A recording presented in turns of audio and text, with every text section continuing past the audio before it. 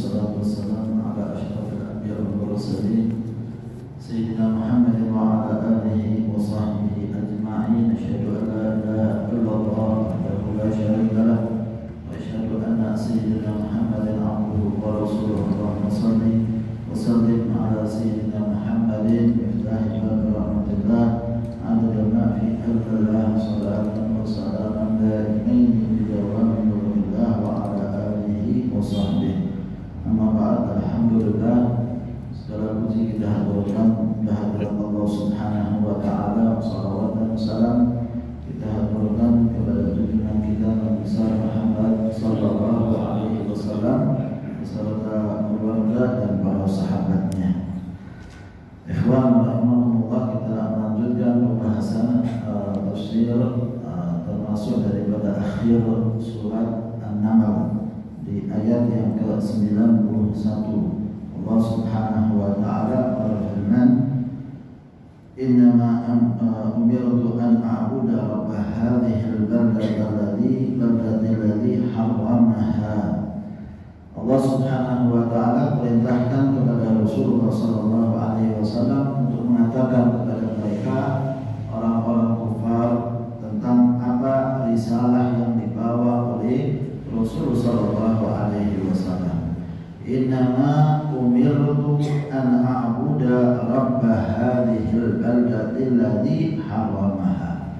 Sesungguhnya aku Rasul sallallahu alaihi wasallam diperintahkan oleh Allah Subhanahu wa taala untuk menyembah Allah Subhanahu wa taala, tidak menyekutukannya dengan sesuatu apapun, hanya menyembah kepada Allah Subhanahu wa taala. Di dalam ayat ini disebutkan kata innama. Innama itu menunjukkan al-hasr, hanya untuk Allah lah aku ini diperintahkan untuk menyembah kepadanya dan mengenal Allah Subhanahu wa taala.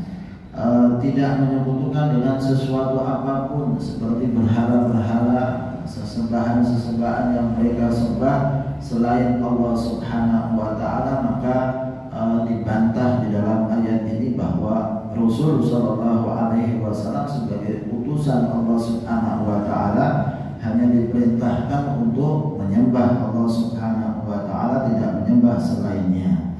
Siapakah Allah Subhanahu wa taala? Disebutkan di dalam ayat ini, Rabb hadhil baldati allati harramaha.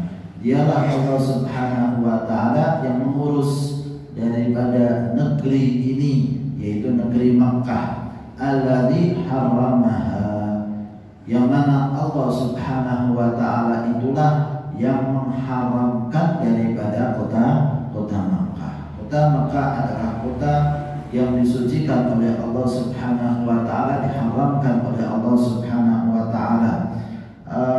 Bagaimana kisah daripada kota Makkah? Pertama, kita tahu bahwa kota Makkah adalah tempat yang gersang, tidak ada sesuatu apapun di tempat tersebut. Dan Allah Subhanahu wa taala datangkan Nabi Ibrahim alaihissalam.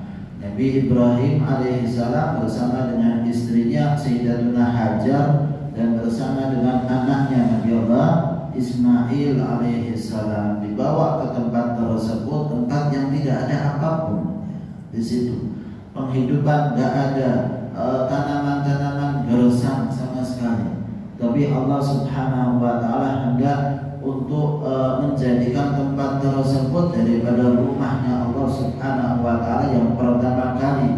Inna awwala baitin wudi'a lin-nasi lalladzi bi Bakkata mubarakan wa hudan lil alamin. Allah nyatakan bahwa sesungguhnya rumah Allah Subhanahu wa taala yang pertama kali dibangun di dunia ini adalah yang ada di Makkah, alladzi bi Bakkah, yang berada di kota Makkah. Dan itu sebagai salah satu perintah Allah Subhanahu wa taala untuk hidupkan, makmurkan daripada kota Makkah. Dibawanya lah Nabi Allah Ismail alaihissalam dan ibunya Sayyidatuna Hajar. Dan di kota Makkah Allah Subhanahu wa taala jadikan di situ syiar-syiarnya Allah Subhanahu wa taala. Di antara syiar-syiarnya Allah adalah pembangunan Ka'bah, rumah Allah Subhanahu wa taala, yang mana di Ka'bah tersebut terdapat 120 rahmat. Allah Subhanahu wa taala turunkan 60 rahmat bagi orang yang tawaf, 40 rahmat bagi orang yang sholat, dan 20 rahmat bagi orang yang memandangnya. Melihat Ka'bah saja dapat 20 bagian rahmatnya Allah Subhanahu wa taala. Selanjutnya di situ ada Hajar Aswad. Allah Subhanahu wa taala jadikan Hajar Aswad sebagai batu yang mulia. Siapapun yang memberikan salam nanti maka ataupun menciumnya, maka kelak nanti di yaumil qiyamah akan jadi saksi yang baik kepada siapapun yang menciumnya ataupun memberikan salam kepadanya, sehingga menjadi saksi yang baik. Sedangkan orang-orang yang tidak, maka naudzubillah min dzalik. Maka ikhwan rahimakumullah, itulah di antara syiar-syiarnya, termasuk syiarnya Allah Subhanahu wa taala adalah Maqam Ibrahim. Maqam Ibrahim yaitu tempat berdirinya Nabi Ibrahim alaihissalam, bekas tapak kaki daripada Nabi Ibrahim alaihissalam. Seorang nabi dan seorang rasul apabila berdiri di atas batu, maka batu itu membekas daripada tapak kaki para nabi dan para rasul. Di antaranya adalah Nabi Ibrahim ini yang bisa kita lihat tempatnya di Ka'bah, dekat daripada Ka'bah tersebut, sehingga Allah Subhanahu wa taala perintahkan wattakhidhu min maqami Ibrahim musalla, dan jadikanlah makam Ibrahim itu sebagai tempat salat. Kita lihat bahwa Nabi Ibrahim alaihissalam berdiri di atasnya, lalu dijadikan sebagai tempat salat. Ini kan menunjukkan bahwa adanya keberkahan dari tempat para nabi dan para rasul yang berdiri di tempat tersebut. Ada suatu kemuliaan yang Allah Subhanahu wa taala berikan, sehingga disebutkan di dalam ayat Al-Qur'an tentang keadaan semacam ini. Selanjutnya pula air Zam-Zam, Bukit Safa dan Marwah, daripada kisah Nabi Ismail alaihissalam dan Sayyidatuna Hajar pada saat peristiwa beliau kemudian mencari air, hingga disebutkan di dalam ayat Al-Qur'an innas safa wal marwata min sya'airillah, bahwa sesungguhnya Bukit Safa dan Bukit Marwah adalah termasuk daripada syiar-syiarnya Allah Subhanahu wa taala. Ikhwan rahimakumullah, dan kemuliaan yang paling besar dari kota Makkah adalah lahirnya Rasulullah sallallahu alaihi wasallam. Lahirnya Rasul sallallahu alaihi wasallam di tempat tersebut, hidupnya Rasul sallallahu alaihi wasallam di tempat tersebut hingga 53 tahun Nabi sallallahu alaihi wasallam berada di tempat tersebut. Sehingga karena mulianya Rasul sallallahu alaihi wasallam disebutkan di dalam ayat Al-Qur'an, la uqsimu bihadzal balad wa anta hillu bihadzal balad. Allah Subhanahu wa taala bersumpah atas nama negeri ini, la uqsimu bihadzal balad, yaitu kota Makkah, wa anta hillu bihadzal balad, sedangkan engkau wahai Rasul sallallahu alaihi wasallam tinggal dan berada di tempat tersebut. Maka kemuliaan bagi kota Makkah yang dijadikan tempat lahirnya Rasul sallallahu alaihi wasallam dan tempat daripada hidupnya Rasul sallallahu alaihi wasallam. Para ulama mengatakan mana tempat yang paling utama di kota Makkah? Tempat yang paling utama adalah tempat rumah daripada Sayyidatuna Khadijah radhiyallahu taala anha. Bagaimana semacam itu? Ya, karena rumah Sayyidatuna Khadijah itu ditinggali oleh Rasul sallallahu alaihi wasallam paling lama dari masa-masa yang lain. Kita tahu dari masa lahirnya Rasul sallallahu alaihi wasallam sampai masa 4 tahun di Bani Sa'diyah. Lalu selanjutnya 2 tahun berikutnya tinggal bersama dengan ibunya di rumah ayahnya. Lalu setelah itu tinggal bersama dengan kakeknya 2 tahun sampai usia 8 tahun. Lalu selanjutnya tinggal bersama dengan pamannya dari usia 8 tahun sampai usia 25 tahun. Berapa itu? 17 tahun. 17 tahun bersama dengan pamannya Abu Thalib. Lalu selanjutnya dari usia 25 tahun sampai usia 53 tahun bersama dengan Sayyidatuna Khadijah radhiyallahu taala anha. Berapa lama? 23 tahun. 28 tahun. 28 tahun di rumah Sayyidatuna Khadijah radhiyallahu taala anha, Rasul sallallahu alaihi wasallam, dan juga daripada sudah terutusnya Rasul sallallahu alaihi wasallam, sehingga menjadi tempat yang paling mulia di antara dari tempat-tempat yang ada di kota Mekah, menunjukkan kemuliaannya juga karena adanya Rasulullah sallallahu alaihi wasallam. Ikhwan rahimakumullah, para nabi dan para rasul dari sejak awal mereka itu haji.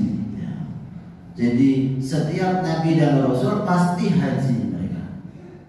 Dan kita tahu bahwa dari masa jahiliyah pun sudah ada mengenal tentang masalah haji. Tapi kita tahu bahwa sesungguhnya dari sejak Nabi Allah Adam alaihissalam sampai Nabi Allah Isa alaihissalam, semua para nabi dan para rasul dari 124.000 orang, maka mereka itu melakukan ibadah haji. Pasti sudah melakukan ibadah haji. Kemana itu? Ke Mekah. Kemana itu? Mekah, ke tempat lahirnya Rasulullah sallallahu alaihi wasallam. Seakan-akan mereka ziarah kunjungan sebelum datangnya Rasulullah sallallahu alaihi wasallam, mereka mengunjungi tempatnya Rasul sallallahu alaihi wasallam. Akan datang seorang nabi dan rasul akhir zaman yang paling mulia di sisi Allah Subhanahu wa taala di tempat tersebut, maka mereka pun mendatangi kota Mekah Al-Mukarramah. Nah, ikhwan rahimakumullah, Allah Subhanahu wa taala yang haramkan, alladzi haramaha. Dialah Allah Subhanahu wa taala yang haramkan daripada kota Mekah. Apa keistimewaan daripada haramnya kota Mekah? Nah, ada hukum tersendiri. Ya, kita tahu bahwa kita ini kalau masuk kota Mekah, maka di situ ada tanda. Ada tanda bahwa kita memasuki daripada kota haram. Ada tempat seperti tempat kaji Al-Quran yang sangat besar masuk. Berarti kita masuk haram Mekah. Ketika kita masuk haram Mekah, maka di situ ada hukum tersendiri. Apa hukum-hukumnya? Disebutkan di sini diantaranya bahwa kota Mekah yang diharamkan aminan, la yusfaqu lahu fiha damun. Di kota Mekah adalah kota yang aman. Kota Mekah adalah kota yang aman. Tidak ada pembunuhan yang terjadi di kota Mekah. Kapan diharamkan? Dari sejak dahulu sudah diharamkan oleh Allah Subhanahu wa taala. Dari sejak awal adanya kota Mekah, mereka menghormati dan memuliakan. Walaupun dari masa Nabi Allah Ismail alaihissalam sampai masa Rasulullah sallallahu alaihi wasallam itu tidak ada nabi dan tidak ada rasul, tapi mereka mengetahui kehormatan daripada kota Mekah. Dimuliakan oleh mereka sendiri daripada penduduk kota Mekah, sehingga tidak ada pembunuhan yang terjadi. Mereka adalah orang-orang yang suka membunuh karena masa jahiliyah, tapi tidak pernah terjadi di kota Mekah. Apabila mereka akan membunuhnya keluar, baru di luar kota Mekah mereka berperang karena tahu kehormatan daripada kota Mekah. Selanjutnya apalagi yang dikhususkan, yaitu Allah Subhanahu wa taala jadikan la yuzlamu fiha ahadun. Tidak boleh ada kezaliman terjadi di kota Mekah. Maka mereka menjunjung tinggi kejujuran. Apabila ada yang dizalimi pasti ditolong.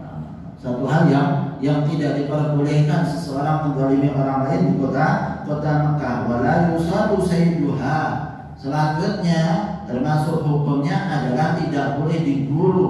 Ada pada binatang-binatang buruan, burung kah atau apa binatang-binatang yang lain yang ada di kota Mekah, maka boleh. Ini tempat aman.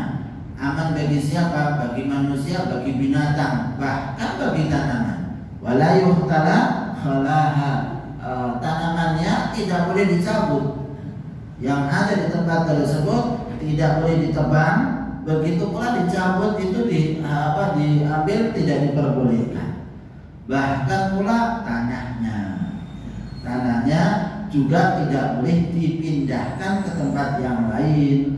Kita kalau haji, kita kalau umrah, jangan ambil tanah haram Makkah berkain. Bukan, tidak boleh. Ada ketentuan bahwa kita tidak boleh memindahkan tanah-tanah yang ada di kota Makkah maupun di kota Madinah, tidak boleh diambil karena itu adalah memang tanah haram, tanah yang disucikan oleh Allah Subhanahu wa Ta'ala. Maka ketentuannya pun juga berubah. Apa itu? Ibadahnya dilipat gandakan sampai 100.000 kali lipat. 100.000 kali lipat. Di mana? Di haram Makkah. Bukan hanya di masjidnya saja, tapi di haram Makkah seseorang ibadah di situ, salat di situ dilipat gandakan 100.000 kali lipat. Tentunya apabila di masjid lebih lagi ya, karena di Masjidil Haram, apalagi di Masjidil Haram tempat yang mulia. Maka ikhwan rahimakumullah, itulah haram Makkah. Nah, ada satu hal yang perlu kita ingat, bahwa sesungguhnya Allah Subhanahu wa Ta'ala haramkan adanya pembunuhan di Makkah dari sejak awal sampai masa Rasul sallallahu alaihi wasallam. Tidak boleh ada pembunuhan yang terjadi. Bahkan hukum ini terus berlangsung sampai yaumul qiyamah. Sampai yaumul qiyamah diharamkan. Tapi anehnya ada masa satu saat ketika Rasul sallallahu alaihi wasallam Fathu Makkah, pembukaan kota Makkah, maka dihalalkan untuk adanya pembunuhan di kota Makkah. Buat siapa? Buat Rasulullah sallallahu alaihi wasallam.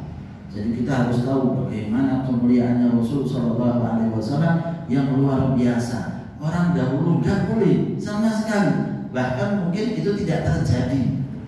Tidak terjadi sama sekali. Dari sejak Nabi Ibrahim berada di tempat tersebut, yang namanya pembunuhan tidak pernah ada. Sampai masa Rasul sallallahu alaihi wasallam diharamkan. Tapi ternyata keharaman dan kemuliaan Rasul lebih mulia daripada Mekah. Sehingga Makkah itu dihalalkan buat Rasul sallallahu alaihi wasallam. Kamu dibolehkan untuk melakukan peperangan karena di saat itu saat yang boleh buat Rasul sallallahu alaihi wasallam. Tapi Rasul sallallahu alaihi wasallam adalah orang yang berusaha untuk tidak terjadi pertumpahan itu. Kita tahu bagaimana Rasul sallallahu alaihi wasallam doa minta sama Allah Subhanahu wa Ta'ala supaya ditutup pandangannya orang-orang Quraisy dan supaya ditutup pendengarannya orang-orang Quraisy. Sebelum berangkatnya Rasul sallallahu alaihi wasallam, doanya Rasul semacam itu. Supaya apa? Kaget mereka datangnya Rasul dan tidak ada persiapan. Langsung saja menyerah sajalah kepada Rasul sallallahu alaihi wasallam. Itu yang diharapkan oleh Rasul sallallahu alaihi wasallam. Dan benar, ada itu istilahnya suatu hal yang terjadi di masa itu adalah apa? Walaupun tidak ada WA, gak ada Facebook, gak ada apa-apa, orang itu tahu kalau ada tentara lewat, ya. Lewat siapa? Pedagang-pedagang yang lain atau siapapun yang kemudian lewat, akhirnya pasti berita itu sampai. Ada tahu tentang Abu Sufyan ketika mau perang Badar Rasul sallallahu alaihi wasallam. Rasul maunya cari Abu Sufyan saja, kafilahnya Abu Sufyan, supaya bisa tangkap Abu Sufyan dan rombongan istilahnya perdagangannya saja, kafilahnya. Selesai permasalahan itu yang diinginkan oleh Rasul sallallahu alaihi wasallam. Tapi Abu Sufyan cari berita tentang Rasul sallallahu alaihi wasallam, khawatir dicegat kafilahnya, dan tahu akhirnya Abu Sufyan bahwa Rasul sallallahu alaihi wasallam keluar daripada kota Madinah mau mengambil hartanya, maka beliau akhirnya cari jalan yang lain sampai ke daerah tepian pantai pada saat itu, dan akhirnya bisa terbebas dari Rasul sallallahu alaihi wasallam. Dan akhirnya orang Makkah datang kepada Rasul dan terjadilah peperangan Badar. Berarti berita-berita itu bisa saja didengar oleh mereka, Tapi pada waktu Rasulullah SAW berangkat menuju ke Mekah, nggak dengar sama sekali berita tentang 10.000 orang keluar. Ini kan berarti perlu waktu ini. Jalannya lama, pasti lama. Karena bukan hanya satu orang yang naik kuda cepat begitu saja sampai. Ini bawa 10.000 orang, berarti berhenti yang waktu yang lama. Sampai akhirnya berada di dekat kota Makkah. Lalu Rasulullah SAW perintahkan supaya setiap orang daripada orang-orang tersebut kumpul 2 orang, 3 orang, suruh buat api unggun. Sehingga Abu Sufyan yang pada saat itu keluar cari-cari berita, lihat ada api yang banyak sekali nih. Ini tentara siapa ini? Gak terbayang oleh mereka Rasulullah SAW akan datang sama sekali. Lihat ini apinya orang Romawi atau bagaimana ini? Gak pernah ada semacam ini. Akhirnya diselidiki, barulah tahu bahwa mereka adalah Rasulullah SAW dan para sahabatnya, sehingga mereka tidak bisa melawan Rasulullah SAW, menyerah masuk Islam mereka kepada Rasul. Tetapi ada pula akhirnya terjadi peperangan di kota Makkah. Sayyidina Khalid bin Walid yang diperintahkan untuk berada di satu sisi dilawan oleh mereka orang-orang Quraisy. Tapi itu halal. Kenapa? Buat Rasul Sallallahu Alaihi Wasallam. Karena Rasul Sallallahu Alaihi Wasallam kemuliaannya melebihi daripada kemuliaan kota Makkah. Lalu kemudian ikhwan rahimakumullah, Allah Subhanahu Wa Taala jadikan Rasul Sallallahu Alaihi Wasallam terusir daripada kota Makkah. Beliau menyatakan ketika pergi hijrah, mengatakan kepada kota Makkah, wahai kota Makkah, aku ini sangat cinta sama kamu. Terpaksa aku ini harus keluar untuk menuju kota Madinah karena diusir oleh kaumnya. Sekiranya tidak diusir, aku akan berada di kota Makkah. Dan akhirnya keluar Rasul Sallallahu Alaihi Wasallam. Untuk apa? Untuk menunjukkan kemuliaannya Rasul Sallallahu Alaihi Wasallam. Akhirnya kota Madinah menjadi kota haram setelah kota Makkah. Yang mengharamkan adalah Rasulullah Sallallahu Alaihi Wasallam. Bukan Allah. Yang mengharamkan kota Madinah siapa? Yang mengharamkan kota Madinah adalah Rasul Sallallahu Alaihi Wasallam. Apa kaitannya? Hukumnya sama dengan kota Makkah. Hukum yang sama dengan kota Makkah. Tidak boleh tempat itu menjadi tempat aman. Tidak boleh ada pertumpahan darah di kota Madinah.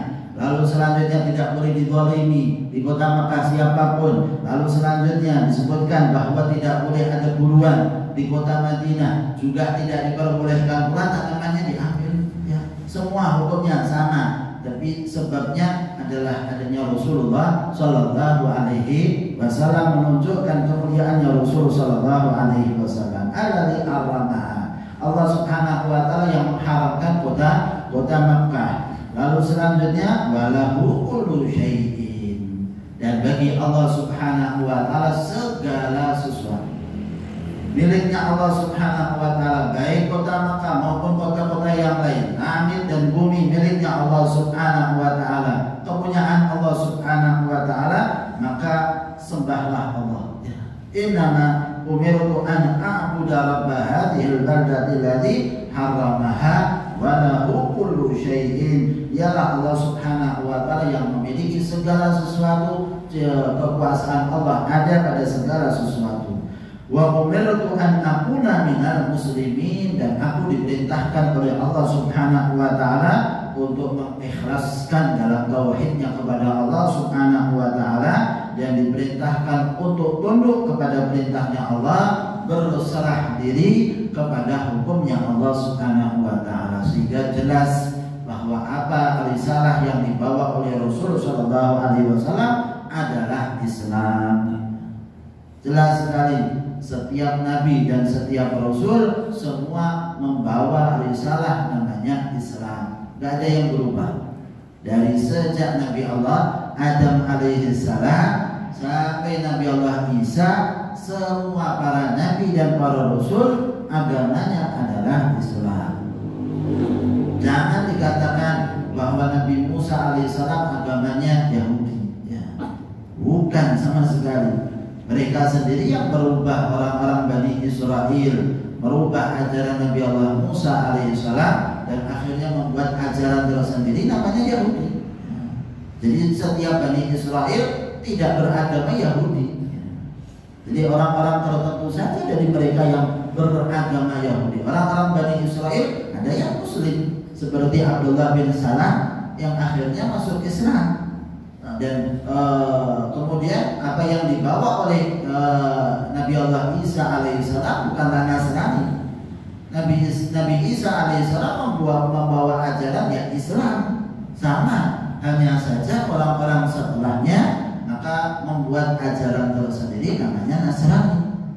Tapi yang dibawa oleh Nabi Allah Musa dan Nabi Allah Isa alaihissalam ya Islam, tidak ada yang berubah. Apa itu? Tauhid kepada Allah Subhanahu wa ta'ala, tidak menyembah kepada selain Allah Subhanahu wa ta'ala. Sedangkan orang-orang Yahudi menuhankan Nabi Allah Uzair, sedangkan orang-orang Nasrani menuhankan Nabi Allah Isa alaihi salam. Maka semua ajaran yang dibawa oleh para nabi dan para rasul adalah sama Islam. Wa an atlual Quran, Rasul sallallahu alaihi wasallam diperintahkan pula untuk membacakan Al-Quran. Membaca Al-Quran bagi diri Rasul sallallahu alaihi wasallam ditankashifa li haqaiqah ar-ra'i'ah, supaya tampaklah daripada rahasia-rahasia yang ada di dalam Al-Quran. Hakikat daripada segala sesuatu ada di dalam Al-Quran. Maka kita usahakan untuk ada waktu untuk baca Al-Quran. Firman Allah Subhanahu wa ta'ala pegangan kita, supaya kita tidak sumpah hati kita dengan keadaan dunia yang semacam ini. Maka kembali kepada Al-Quran, baca Al-Quran. Saya nggak tahu artinya, nggak apa-apa, baca daripada Al-Quran. Al-Quran akan menyinari kita, akan memberikan cahaya kepada kita, sehingga menghilangkan segala sesuatu keadaan yang ada di dalam hati kita yang tidak nyaman, akan dihilangkan oleh Allah Subhanahu wa ta'ala. Wa an atlu al-Quran dan wa an aqra'u 'alan nas, dan aku diperintahkan oleh Allah untuk membacakan Al-Quran itu kepada orang lain. Dibacakanlah Al-Quran itu kepada orang-orang Quraisy. Jadi ini termasuk suatu tantangan bahwa Rasul Shallallahu Alaihi Wasallam ketika kemudian mendapatkan ayat-ayat tersebut harus disampaikan. Maka setiap ayat disampaikan, setiap ayat disampaikan, ya, terus semacam itu. Jadi dibacakan. Akhirnya ya juga ada tantangan dari mereka menentang kepada Rasul Shallallahu Alaihi Wasallam. Kenapa? Ya mereka nggak suka, tapi tetap saja wajib Rasul Shallallahu Alaihi Wasallam menyampaikan, sehingga tidak ada yang disembunyikan oleh Rasul sallallahu alaihi wasallam dari ayat-ayat tersebut. Faman ihtada fa innama yahtadi li nafsihi. Barang siapa mendapatkan petunjuk daripada Al-Qur'an, maka petunjuk tersebut buah hasilnya adalah untuk dirinya sendiri. Yang bermanfaat mendapatkan hidayah adalah dirinya sendiri.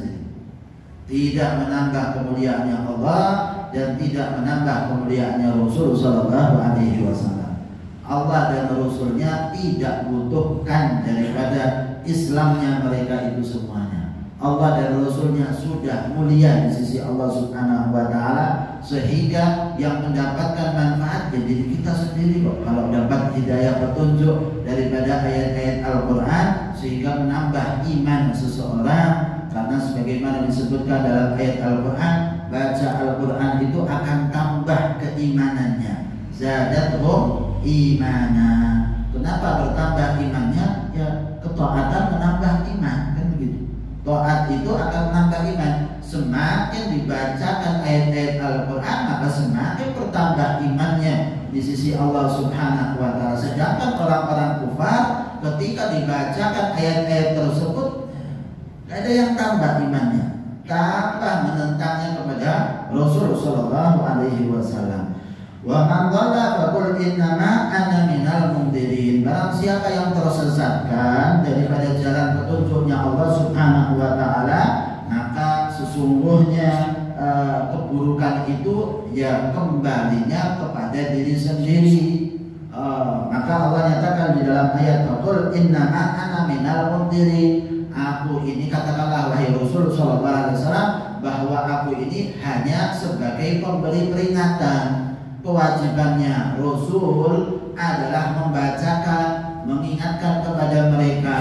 Sedangkan mereka tidak mau terima hidayahnya, itu kembali kerusakan ya juga kepada diri sendiri. Tidak ada yang rugi bagi Rasulullah sallallahu alaihi wasallam, tidak ada yang rugi bagi Allah Subhanahu wa taala.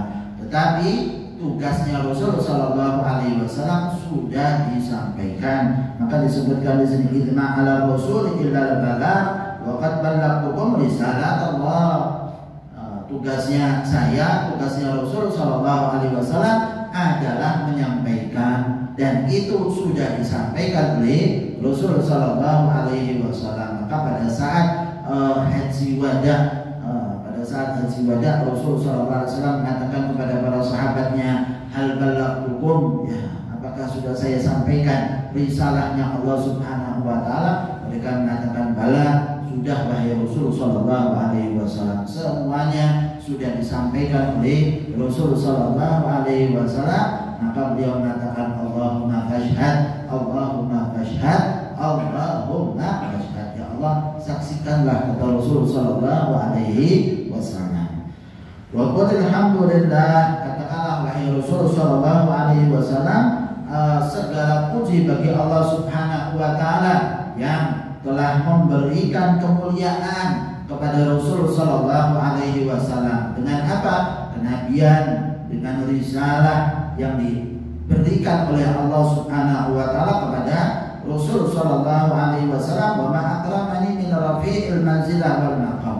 Dan Allah Subhanahu wa taala yang memuliakan Rasul sallallahu alaihi wasallam dengan tingkat kedudukan yang sangat tinggi di sisi Allah Subhanahu wa taala. Maka katakanlah alhamdulillah. Ini adalah memang berkat karunia dari Allah Subhanahu wa taala. Tidak ada nabi dan tidak ada rasul kecuali memang pilihan dari Allah. Sudah Allah pilih. Allah lihat bahwa hati hamba-hambanya yang paling baik itu adalah Rasulullah sallallahu alaihi wasallam, maka dipilihlah Rasulullah sallallahu alaihi wasallam untuk menjadi seorang nabi dan seorang rasul. Bukan karena kekayaannya seseorang, bukan karena jabatannya seseorang jadi nabi dan jadi rasul, sama sekali tidak. Dan juga bukan karena ibadahnya seseorang. Jangan dikatakan karena ibadahnya seseorang. Rasul sallallahu alaihi wasallam menyatakan dalam hadisnya, "Saya itu pengen sekali ibadah, tapi terkadang akhirnya aku tinggalkan ibadah tersebut." Kenapa ditinggalkan oleh Rasul? Karena khawatir terhadap kita umatnya. Sehingga kalau Rasul sallallahu alaihi wasallam ibadah yang ditampakkan akhirnya jadi wajib, maka ditinggalkanlah oleh Rasul sallallahu alaihi wasallam. Sehingga kadang itu tidak ibadah, dan tidak ibadahnya bagi Rasul adalah ibadah. Anda harus tahu itu, bahwa Rasul kadang tidak ibadah. Loh, kenapa kok tidak ibadah? Karena khawatir sama umatnya.